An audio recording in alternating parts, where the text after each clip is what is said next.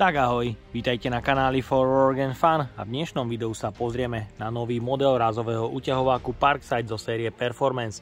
Takže poďme na to, vyskúšame a poriadne ho otestujeme.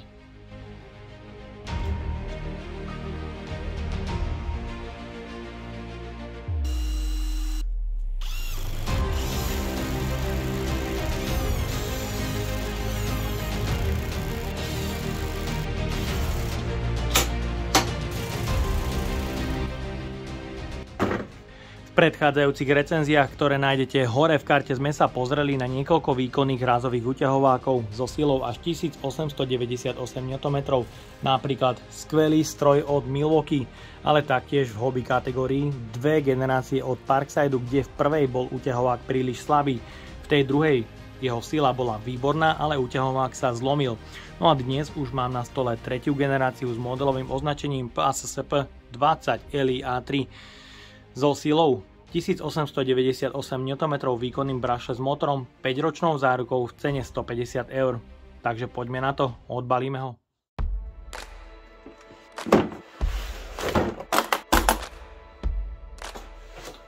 V balení nájdeme užívateľský manuál. Jeden chromolybdenový nástavec pre použitie nástrčných kľúčov 3/4, preto je potrebné použiť adaptér z jednej polovice na 3/4 s poistnou guľôčkou a možnosťou pre fixovací kolík. Rázový úťahovák je určený pre povoľovanie a doťahovanie metrických skrutiek so závitom až M33, preto je potrebné použiť práve takúto prechodku v hodnote minimálne 30 €. Určite chválim prítomnosť v sade. V balení taktiež nájdeme nástrčné kľúče veľkosti 19, 17 a 21, rovnako z chromolybdenovej ocele s možnosťou zaistenia fixovacím kolíkom. Nástrčné kľúče vyzerajú byť pomerne hrubé, s zosilnenou stenou, pomerne slušnej kvality. V kufríku je organizér pre uloženie nástrčných kľúčov, čo určite chválim. No a v balení je samozrejme rázový úťahovák tretej generácie, tzv. Trhač skrutiek. V kufríku je dostatok priestoru pre uloženie s 8 Ah batériou, ďalšou 8 Ah batériou, samozrejme bežnou nabíjačkou, pozor, nie smart, a kufrík bez problémov zavrieš. Dizajn a ergonómia náradia Parkside v sérii Performance je na vynikajúcej úrovni, v ruke sa drží výborne, už so 4 Ah batériou je pomerne slušne vyvážený. Nájdeme tu pogumované prvky, ergonomicky tvarované madlo, ktoré výborne sedí v ruke, a pogumované prvky na tele pre uloženie týmto spôsobom. Horšie je na tom samotné spracovanie, ktorého materiály sú použité z recyklovateľných materiálov, ale plasty v tomto prípade sedia absolútne perfektne. Konštrukcia je ale slabá, to sme sa presvedčili v predchádzajúcej recenzii, ktorú nájdete hore v karte. Úťahovák vo verzii A2 padol z 1 metra a zlomil sa na kritickom mieste, kde je najslabší, pretože konštrukcia nie je vystúžená skleneným vláknom. Poháňa ho výkonný brushless motor, je určený pre povoľovanie a doťahovanie metrických skrutiek so závitom až M33. Jeho maximálna sila pri povoľovaní je 1898 Nm a pri zaťahovaní 1356 Nm. Je tu obrovský úderový mechanizmus so štvorhranom 1 polovica a poistným krúžkom bez možnosti zaistenia fixovacím kolíkom. Pre povoľovanie doťahovanie metrických skrutiek do M33 je potrebné použiť adaptér, ktorý je už v základnom balení. Máme tu tlačidlo zapnutia pravý a ľavý chod, stredná poloha zablokovanie tlačidla spustenia, taktiež LED pracovné osvetlenie, ktorého čas a jas je možné nastaviť v aplikácii. LED pracovné osvetlenie má výbornú intenzitu osvetlenia, celkom široký rozptyl a vytvára iba minimálny tieň nad nástrojom. 3 režimy 1356, 400 a 130 Nm pre povoľovanie a doťahovanie metrických skrutiek so závitom až M33 a taktiež spona pre upevnenie na opasok, ktorá sa dá využiť aj ako otvárač na pivovú fľašu, a tu je možné namontovať aj na opačnú stranu. Hmotnosť samotného stroja je 2856 gramov so 4 Ah batériou. Je to hmotnosť už 3459 gramov. S 8 Ah je tu hmotnosť 3869 gramov. Ak sa použije jeden nástrčný kľúč, dostávame sa na hmotnosť 4103 gramov. Porovnáme si hmotnosť aj s verziou A2. 3898 gramov. No a taktiež sa pozrieme na hmotnosť Milwaukee bez nástrčného kľúča 3819 gramov. Ďalej sa pozrieme na otáčky pri nastavení sily 130 Nm.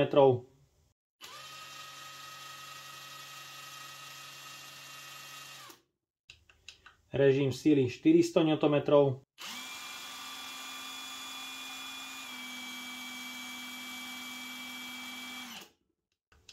Režim 1356 Nm.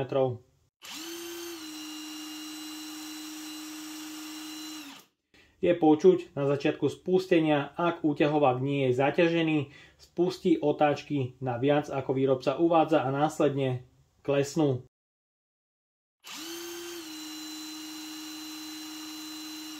Takže chválim určite za dosiahnutie otáčok viac ako výrobca uvádza, pretože v predchádzajúcej verzii A2, ktorú som testoval, video nájdete hore v karte, mi otáčky nesedeli. A následne po reklamácii mi vrátili peniaze a objednal som si ďalší kus. Pozrieme sa na jeho otáčky.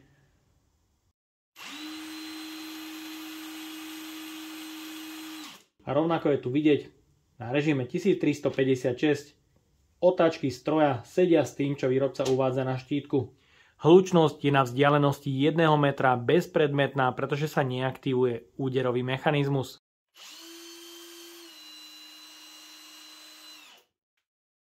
Dizajn verzie A3 je absolútne identický, spracovanie stroja je na tom absolútne rovnako, výkon a parametre sú identické 1356 a 1898 Nm ako maximum, rovnako počet úderov vo frekvencii 1900 v troch režimoch, ale je tu rozdiel. Pri A3 máme aplikáciu Ready to Connect pre párovanie s aplikáciou pre nastavenie otáčok cez batérie Performance. Je tu malý dizajnový rozdiel na voliči síly. Ďalej sa pozrieme na zvukový prejav úderového mechanizmu. Pri upínaní nástrčných kľúčov minimálna vôľa. Novinka A3. Ale na druhej strane musím povedať, že je tu celkom veľká vôľa do hornej a dolnej strany pre upínanie nástrčných kľúčov. No a pre porovnanie zvukový prejav z Milwaukee M18. Krásny, tichý a hladký chod bez vôle. Pri upínaní vôľa je iba v smere dopredu a dozadu a to je správne. Pre odskúšanie razového úťahováku som si pripravil rôzny spotrebný materiál, dve verzie A2 versus A3 pre porovnanie výkonu. Ďalej budeme skúšať výkon na A3 na rôznych batériách. Začíname teda vrtaním otvorov do mäkkého smrekového dreva do priemeru 32 mm.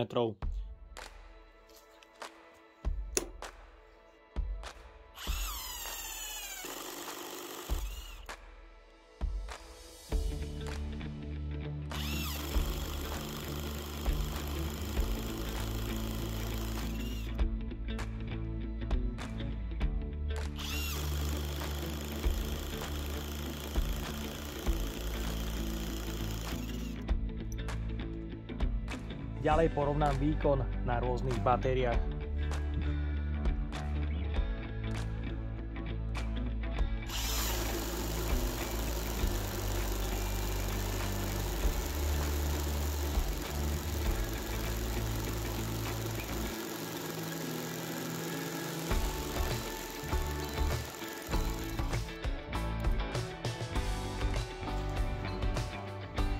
No a 8 Ah verzia A3.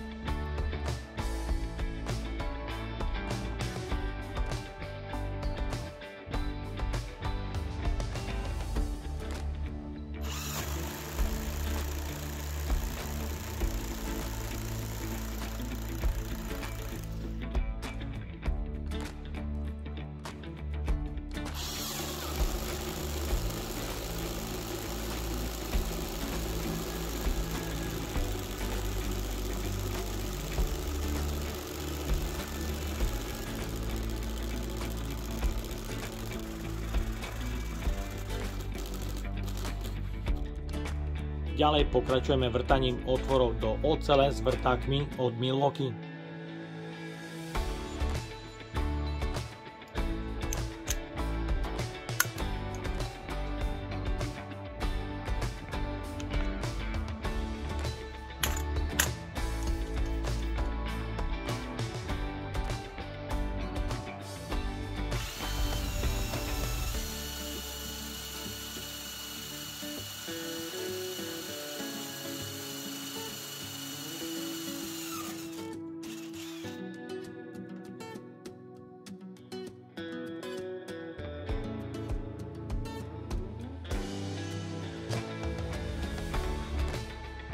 Budeme pokračovať aj s krutkovaním do mäkkého smrekového dreva od priemeru 8 až do 12 mm s dĺžkou až do 400 mm.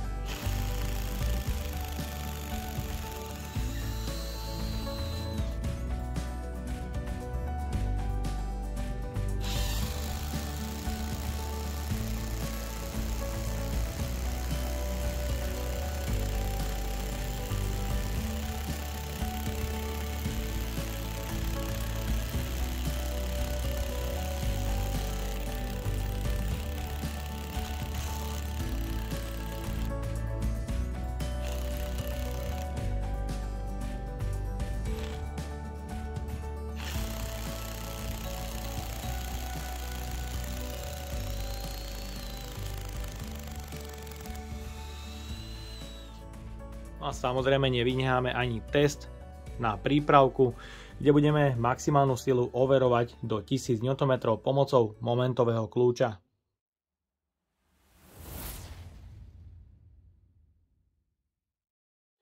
Na prípravku začíname povoľovaním a doťahovaním metrických skrutiek so závitom M16. Budeme robiť na režime 1 130 Nm na rôznych batériách.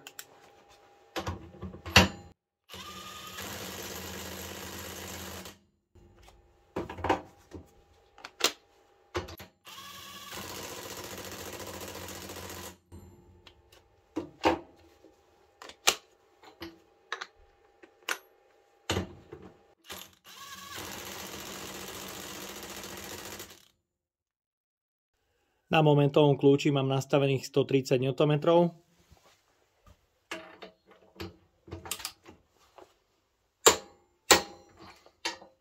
130 bez problémov. Aj na ďalšej skrutke 130 Nm. Aj na tej tretej. Teraz všetky tie skrutky vyskúšame povoliť na rôznych batériách. Je na nich 130 Nm. Performance batéria hravo.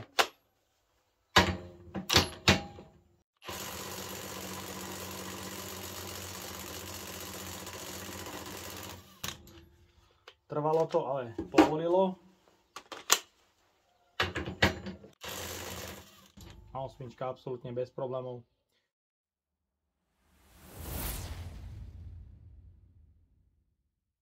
Ďalej pokračujeme na režime 400 Nm na skrutkách M22.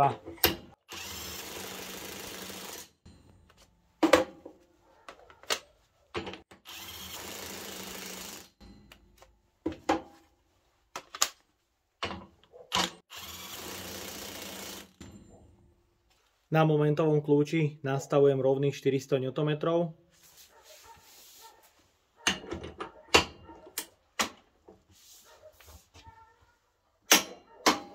Bez dotiahnutia. Aj druhá skrutka.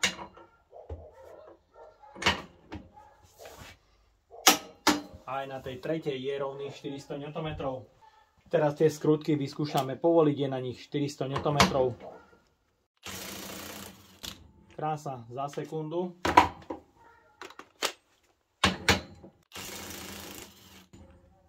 Aj štvorka baterka bez problémov. Aj performance. Takže každá z batérií má na to, aby dotiahla 400 Nm a aj povolila. Teraz na tie skrutky nastavím 550 Nm.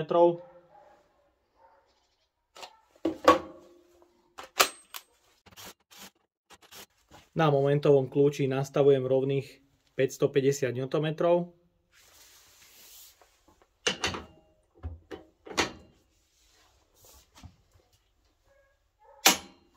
Jemné dotiahnutie tam určite bolo. Aj na tej druhej skrutke bolo rovnaké dotiahnutie.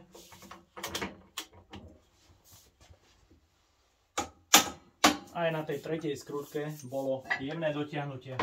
Teraz tie skrutky vyskúšame povoliť, je na nich 550 Nm na režime 400.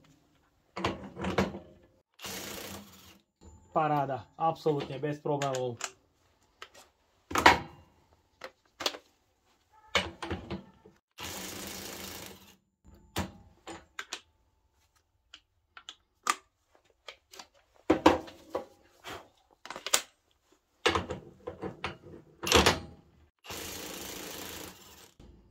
Takže super, režim 2 zaťahuje na 400 Nm absolútne bez problémov s akoukoľvek batériou a povoluje viac ako 550 Nm.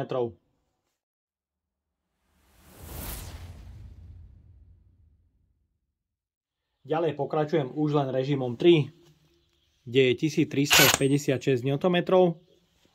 Vyskúšam teda skrutky dotiahnuť. Má to riadnu silu, je to počuť, vidieť a aj cítiť.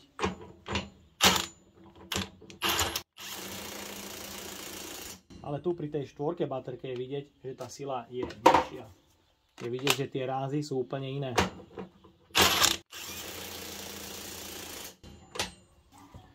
Na momentovom kľúči nastavujem 950 Nm.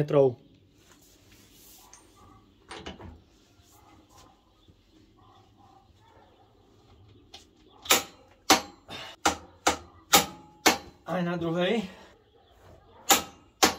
A 950 Nm aj na tretej bez akéhokoľvek dotiahnutia.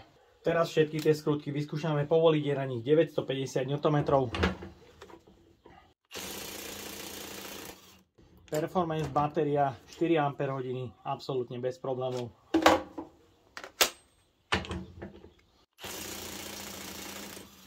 Aj klasika, štvorka baterka, krásne.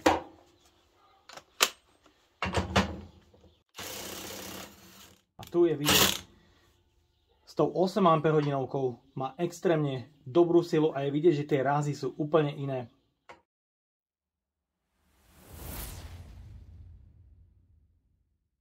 No a teraz na ďalšie dve skrutky nastavíme 950 Nm.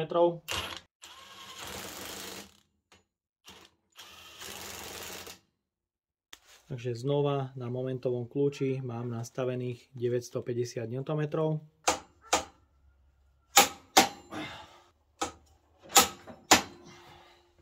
Na obidvoch skrutkách máme nastavených 950 Nm, vyskúšam povoliť jednu s verziou A3.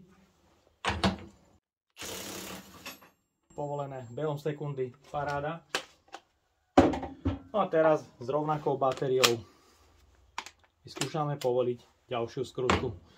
Rovnako na režime 3. Paráda. Myslím, že obidva razové uťahováky sú vynikajúce. Teraz tie skrutky vyskúšam dotiahnuť všetky 3 s 8 Ah batériou. A je to vidieť. To sú neskutočné rázy. Nádhera. No a teraz skrutky dotiahnuté na režime 1356 Nm vyskúšam povoliť s verziou A2. Takže dáme rovnakú batériu.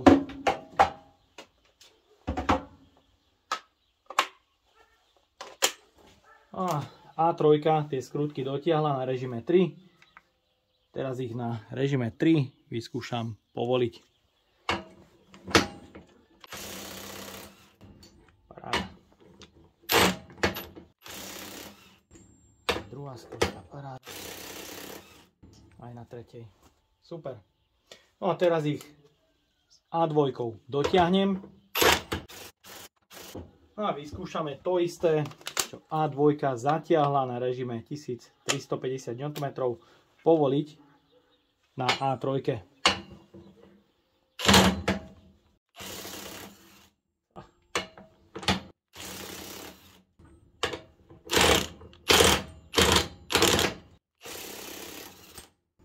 Zdá sa mi, že verzia A3 má ešte účinnejšie rázy ako verzia A2.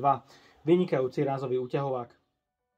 Tak a máme tu záver recenzie a zároveň porovnania dvoch verzií rázových uťahovákov, kde bolo vidieť, medzi verziami nie je takmer žiadny rozdiel. Silovo sú na tom výborne obidva modely, ale bohužiaľ v dnešnej recenzii som nevedel otestovať a odskúšať ich maximálny silový limit, pretože mám momentový kľúč iba do 1000 Nm a na mojom prípravku bohužiaľ nevedel som to otestovať, je to finančne extrémne náročné a vyskúšal som to teda medzi nimi povoliť a dotiahnuť a obidve mašinky po sebe spravili robotu utiahnutia a aj povolenia, takže vychádzam z toho, že sú na tom výkonovo výborne, za čo ich určite chválim.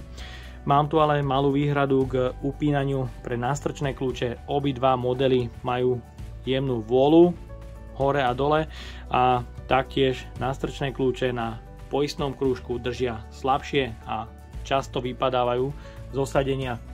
Taktiež aplikácia Ready to Connect, čakal som od nej trošku viac, pretože priznám sa, že ak by tam bol režim Expert, bola by možná plynulá regulácia otáčok a tým nastavenie otáčok a tým nastavenie požadovaného momentu napríklad na prvej rýchlosti na 250 Nm. Po otestovaní by sa to zvýšením alebo znížením otáčok určite dalo dosiahnuť. A taktiež mi tu chýba možnosť nastaviť na spätný chod maximálnu silu, napríklad na jednotku pri zatiahnutí 250 Nm podľa otáčok a na spätný chod vždy maximum pre uvoľnenie.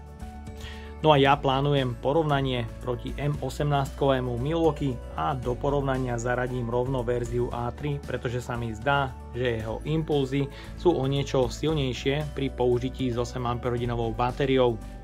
No a ja dúfam, že sa vám dnešné video a porovnanie páčilo. Ak by ste ma aj vy chceli podporiť finančným príspevkom, dole do popisu vkladám link na PayPal Donate. No a odo mňa je to na dnes všetko a ak sa ti toto video páčilo, daj like, potvrdí odber a zvonček, aby ti už neušlo ďalšie video. Ahoj.